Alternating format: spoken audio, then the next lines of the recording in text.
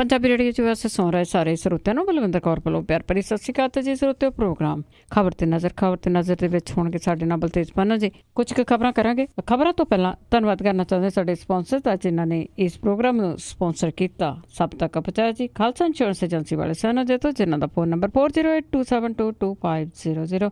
ਗੁਰਦੀਪ ਸਿੰਘ ਪਿਰਤੀ, ਕਲੋਬਸ ਅਸ਼ਾਨਜੀਤ ਸਿੰਘ ਕਲੋਟੀ ਜੋ ਬਸੇਟੀ ਤੋਂ, Chicago pizza with twist, ਇਹਨਾਂ ਕੋਲੋਂ ਤੁਸੀਂ veg non veg pizza order ਕਰ ਸਕਦੇ ਹੋ। ਪੀਜ਼ਾ ਔਡਰ ਕਰਨ ਦੇ ਲਈ ਤੁਸੀਂ ਵਿਜ਼ਿਟ ਕਰ ਸਕਦੇ ਹੋ www.chicagopizzaTwist.com। 10% ਔਫ ਵੀ ਲੈ ਸਕਦੇ ਹੋ ਜਿਸ ਦਾ ਕੋਡ ਹੈ 1313। ਸਤਨਾਮ ਸਿੰਘ ਸ਼ੇਰਗਿੱਲ ਸਲਮਾ, ਬਹਾਦਰ ਸਿੰਘ ਗਿੱਲ ਫੌਲਰ, ਰਣਵੀਰ ਸਿੰਘ ਰਾਣਾ, ਸੁਰਿੰਦਰ ਸਿੰਘ ਚੌਹਾਨ, ਸਤਨਾਮ ਸਿੰਘ ਜੀ ਅਤੇ ਸੁਖਚੈਨ ਸਿੰਘ ਜੀ ਬੇਕਰਸਵੀਲ ਤੋਂ ਬਹੁਤ ਬਹੁਤ ਧੰਨਵਾਦ ਕਰਦੇ ਹਾਂ। ਇਹਨਾਂ ਨੇ ਪ੍ਰੋਗਰਾਮ ਨੂੰ ਸਪਾਂਸਰ ਕੀਤਾ, ਸਭ ਤੱਕ ਪਹੁੰਚਾਇਆ ਜੀ। ਸਾਡੇ ਨਾਲ ਜੁੜ ਚੁੱਕੇ ਨੇ ਬਲਤੇਜ ਪੰਨੂ ਜੀ। ਸਤਿ ਸ਼੍ਰੀ ਅਕਾਲ, ਸਵਾਗਤ ਹੈ ਜੀ। ਸਤਿ ਸ਼੍ਰੀ ਅਕਾਲ ਜੀ, ਧੰਨਵਾਦ ਜੀ, ਬਹੁਤ ਮਿਹਰਬਾਨੀ। ਅਤੇ ਜੀ ਕਰਦੇ ਹਾਂ ਗੱਲ ਬਾਦੀ ਦੀ। ਬਾਦੀ ਦੇ ਵਿੱਚ ਰਮਜ਼ਾਨ ਦੇ ਦੌਰਾਨ ਗੋਲੀਬੰਦੀ ਦੇ ਬਿਆਨ ਆਇਆ ਕਿ ਉੱਥੇ ਰੋਕੀ ਜਾਊਗੀ।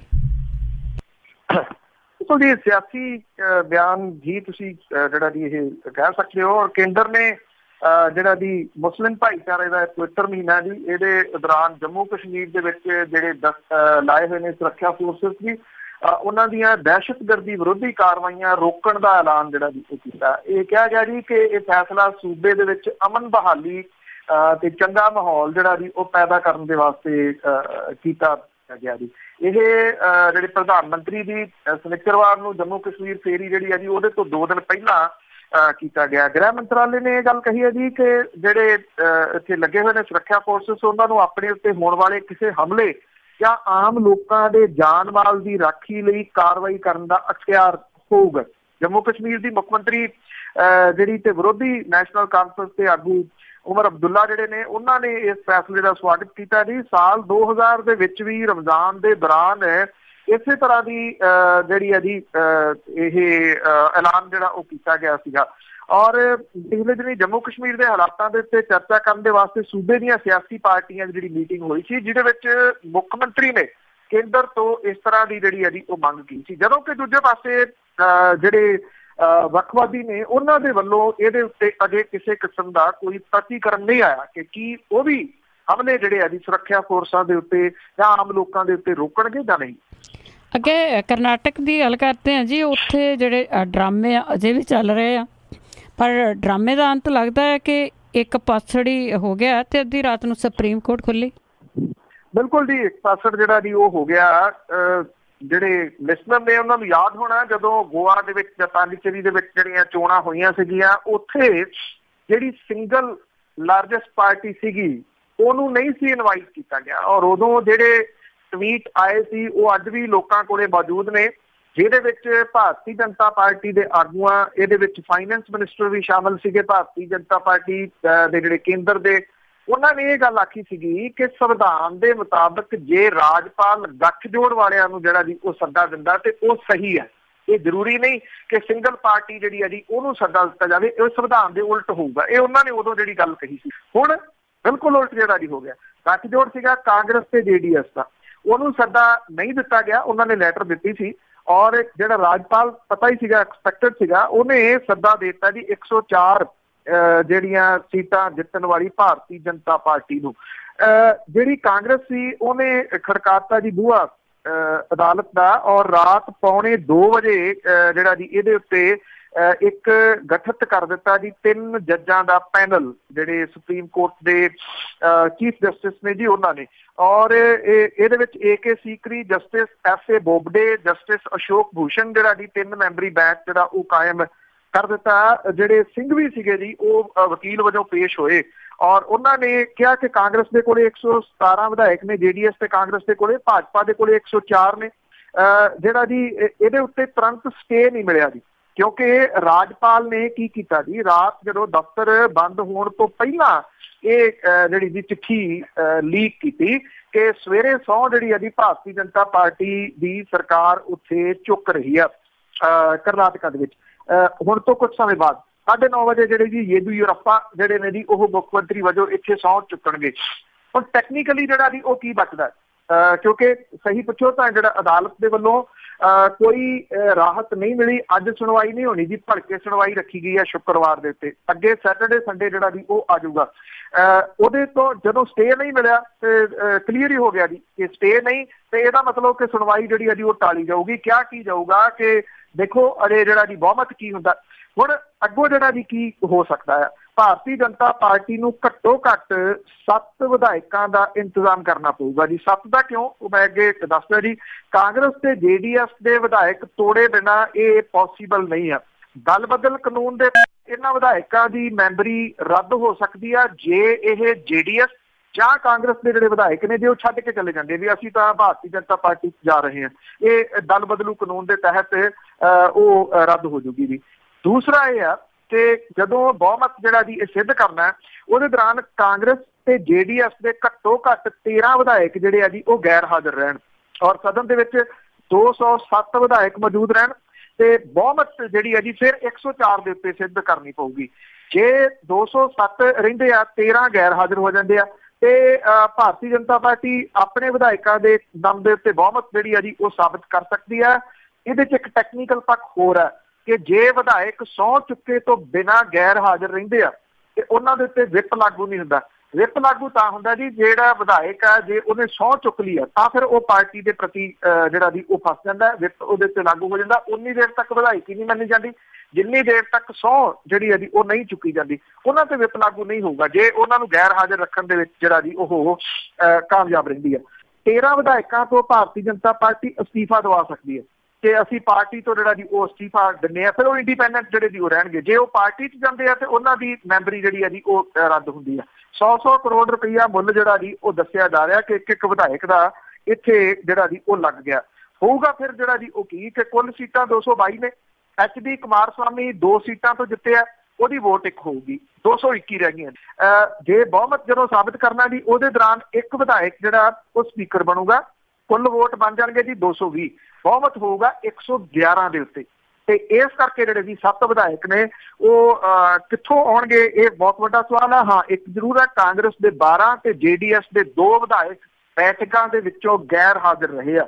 ਜਿਹੜਾ ਇਸ਼ਾਰਾ ਮੈਂ ਕੀਤਾ ਕਿ 13 ਵਿਧਾਇਕ ਜੇ ਭਾਜਪਾ ਜਾਂ JDS ਦੇ ਜਿਹੜੇ ਆ ਜੀ ਉਹ ਪਾਸੇ ਰਹਿੰਦੇ ਆ ਜਿੱਦਣ ਇਹਨਾਂ ਨੇ ਬਹੁਮਤ ਸਿੱਧ ਕਰਨਾ ਤਾਂ ਜਿਹੜਾ ਜੀ ਇਹ ਪੋਸੀਬਲ ਹੋ ਸਕਦਾ। ਲੱਗਦਾ ਇਹ ਖੇਡ ਜਿਹੜੀ ਹੈ ਜੀ ਉਹ ਖੇਡੀ ਜਾਊਗੀ। ਕਿੰਨੀ ਖਤਰਨਾਕ ਹੈ ਇਹ ਡੈਮੋਕ੍ਰੇਸੀ ਦੇ ਵਾਸਤੇ, ਮੇਰਾ ਕਹਿੰਦੇ ਆਉਂਦੇ ਦਿਨ ਜਿਹੜੇ ਜੀ ਉਹ ਦੱਸਣਗੇ। ਬਹੁਤ ਖਤਰਨਾਕ ਖੇਡ ਜਿਹੜੀ ਹੈ ਜੀ ਇਹ ਖੇਡੀ ਜਾ ਰਹੀ ਹੈ।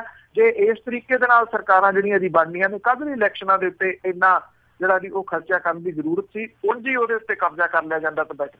ਜਿਹੜੀ ਖਤਰਨਾਕ ਖੇਡ ਤੁਸੀਂ ਦੱਸੀ ਆ, ਇਸ ਦਾ ਖਮਜਾਨਾ ਸਾਰਿਆਂ ਨੂੰ ਭੁਗਤਣਾ ਪਊਗਾ ਕਿ ਇਹ ਲੋਕ ਕਿੱਡੇ ਖਤਰਨਾਕ ਆ। ਤੇ ਅੱਗੇ ਅੰਨ੍ਹੇਵਾਹ ਦਿੱਤੀਆਂ ਗੱਡੀਆਂ ਤੇ ਸਿਕਿਉਰਿਟੀ ਉਸ ਦੀ ਜੇ ਗੱਲ ਕਰੀਏ ਤਾਂ ਉਹਨਾਂ ਦੀ ਵੀ ਕਹਿੰਦੇ ਜਾਂਚ ਹੋਊਗੀ ਜਾਂ ਨਹੀਂ ਹੋਊਗੀ, ਇਹ ਤਾਂ ਪਤਾ ਨਹੀਂ।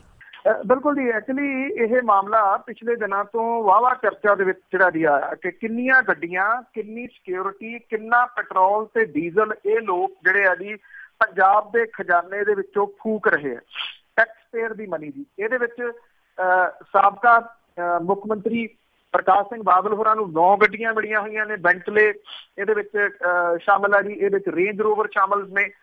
7 ਗੱਡੀਆਂ ਸਾਬਕਾ ਡਿਪਟੀ ਮੁੱਖ ਮੰਤਰੀ ਸੁਖਬੀਰ ਸਿੰਘ ਬਾਦਲ ਹੋਰਾਂ ਨੂੰ ਮਿਲੀਆਂ ਹੋਈਆਂ ਨੇ ਜੀ। ਇਹਦੇ ਵਿੱਚ ਵੀ ਬੈਂਟਲੇ ਤੇ ਜਿਹੜੀਆਂ ਰੇਂਜ ਰੋਵਰ ਗੱਡੀਆਂ ਸ਼ਾਮਲ ਨੇ। ਸਾਬਕਾ ਜਥੇਦਾਰ, ਮੌਜੂਦਾ ਜਥੇਦਾਰ ਸ਼੍ਰੋਮਣੀ ਗੁਰਦੁਆਰਾ ਪ੍ਰਬੰਧਕ ਕਮੇਟੀ ਦੇ ਮੌਜੂਦਾ ਪ੍ਰਧਾਨ, ਸਾਬਕਾ ਪ੍ਰਧਾਨ, ਸ਼ਿਵ ਸੈਨਾ ਦੇ ਆਗੂ, ਜਥੇਦਾਰ ਜਿਹੜੇ ਜੀ ਉਹ ਇਹ ਗੱਡੀਆਂ ਜਿਹੜੀਆਂ ਉਹ ਲਈ ਫਿਰਦੇ ਨੇ। 100 ਕਰੋੜ ਰੁਪਈਏ ਦਾ ਬੋਝ ਸਰਕਾਰੀ ਖਜ਼ਾਨੇ ਦੇ ਉੱਤੇ ਇਹ ਲੋਕ ਪਾਉਂਦੇ ਆ। ਇਹਦੇ ਵਿੱਚ ਮੌਜੂਦਾ ਤੇ ਸਾਬਕਾ ਪੁਲਿਸ ਅਫਸਰ ਵੀ ਜਿਹੜੇ ਜੀ ਉਹ ਸ਼ਾਮਲ ਹੈ।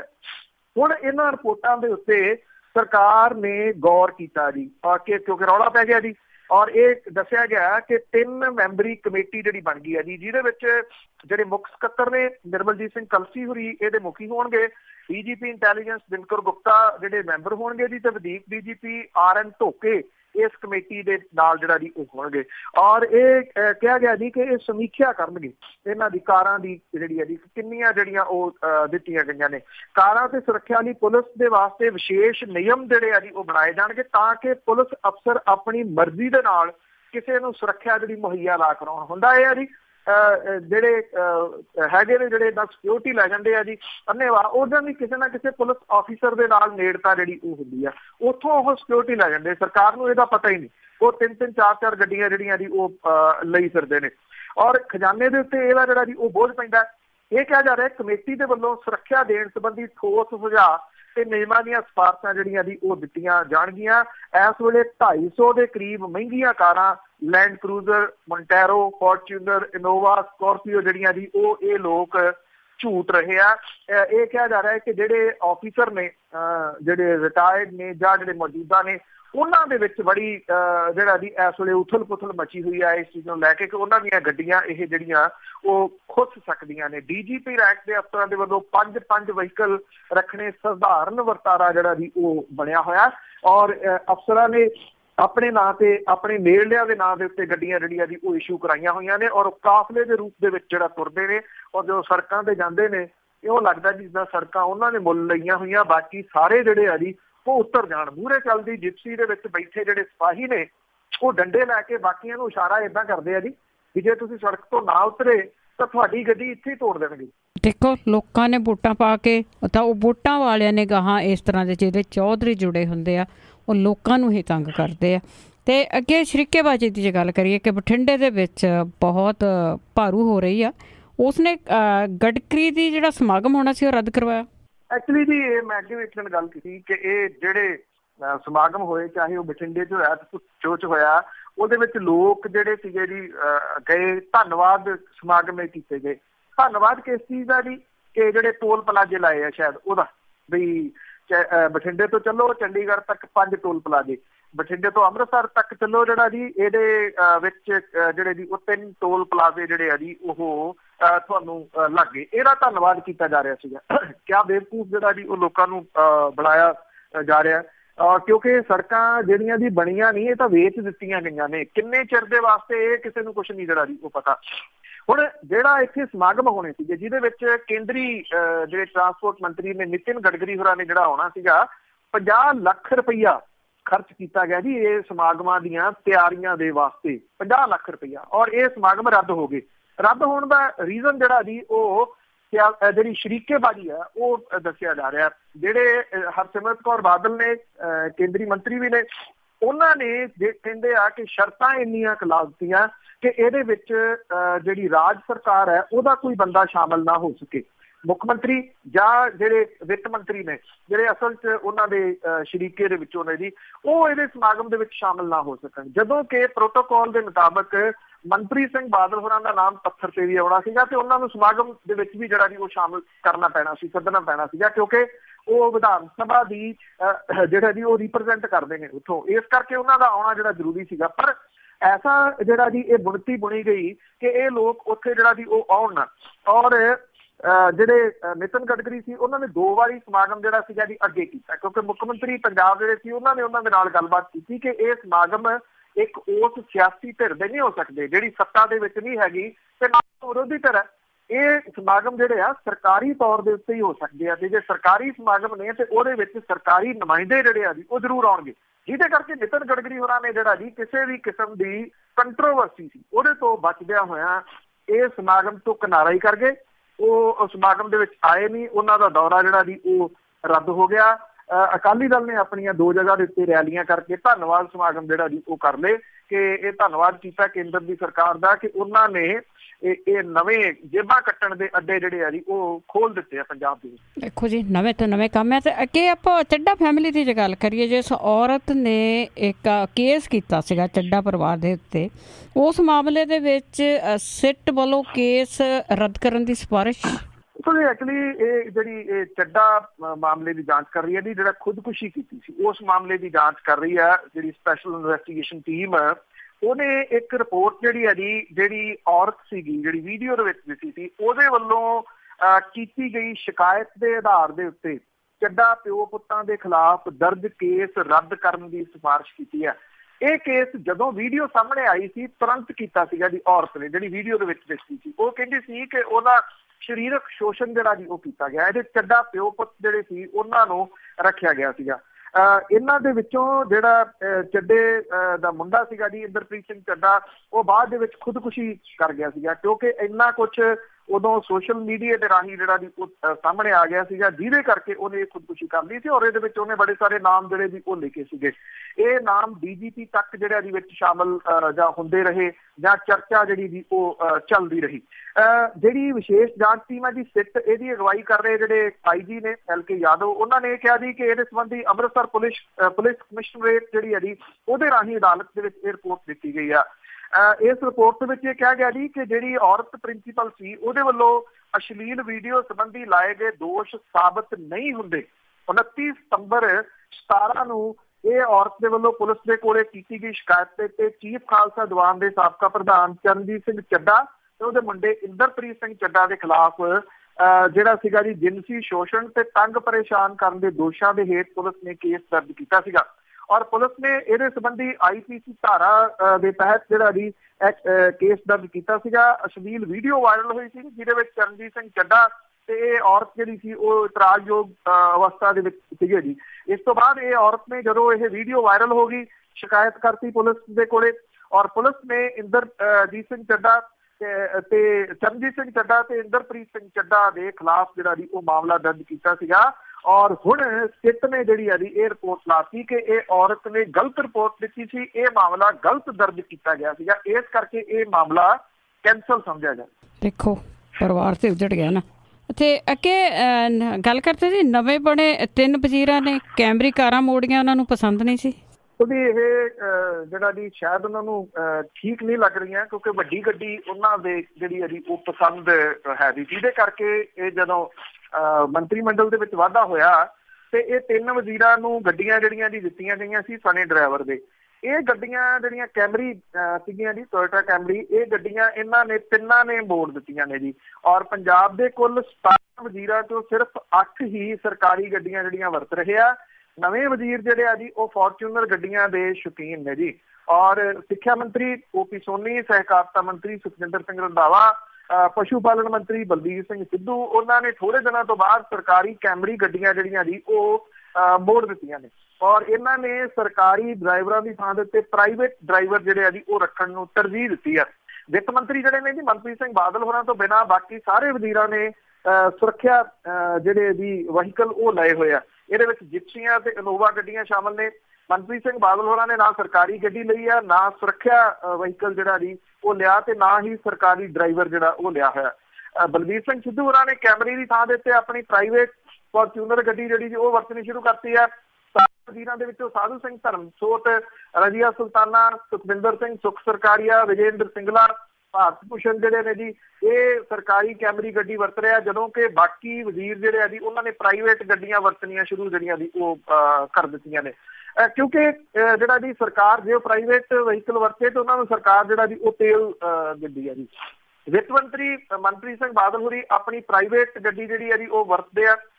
ਇਹ ਕੈਮਰੀ ਕਾਰਾਂ ਪੁਰਾਣੀਆਂ ਹੋ ਗਈਆਂ ਦੱਸੀਆਂ ਜਾਂਦੀਆਂ ਨੇ ਜੀ, ਜਿਨ੍ਹਾਂ ਦੀ ਲਿਪਾ ਪੋਚੀ ਕਰਕੇ ਵਜ਼ੀਰਾਂ ਦੇ ਹਵਾਲੇ ਕੀਤਾ ਗਿਆ ਸੀਗਾ।